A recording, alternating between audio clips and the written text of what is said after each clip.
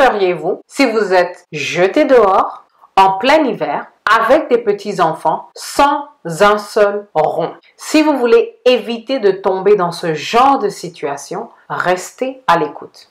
Bonjour, c'est Finançoyer avec Anania. Ne ratez pas nos conseils de finances personnelles, abonnez-vous. Le problème du jour, c'est une histoire que nous avons entendue plusieurs fois, que vous soyez en Afrique ou dans la diaspora. C'est l'histoire d'une femme africaine qui se fait jeter dehors avec ses enfants pour des raisons quelconques. Mais il y a des choses que les femmes africaines peuvent faire. Une chose, c'est d'avoir accès à ses propres ressources et avoir accès à ses propres biens.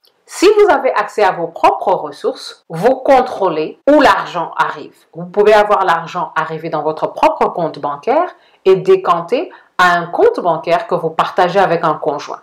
C'est votre préférence à ce point-là.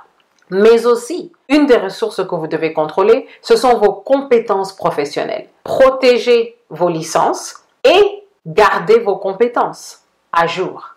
Aussi, ayez votre propre réseau. Ça vous aide à trouver du travail, que ce soit du travail de salarié ou d'entrepreneuriat. Nous avons tous entendu l'histoire d'une famille africaine qui sont venus prendre des maisons, des voitures et même ont pris le contrôle d'entreprises. Et la veuve se retrouve à la porte et les orphelins se retrouvent à l'extérieur. La question du jour, quelles sont les plus grandes erreurs financières que vous avez vu les femmes africaines commettre? J'ai entendu une histoire d'une femme qui avait un tout petit bébé. Elle est partie faire des courses et sa carte a été déclinée. Son mari avait commencé des procédures de divorce et avait enlevé son nom de toutes les cartes bancaires. Vous vous dites, il n'y a pas de problème.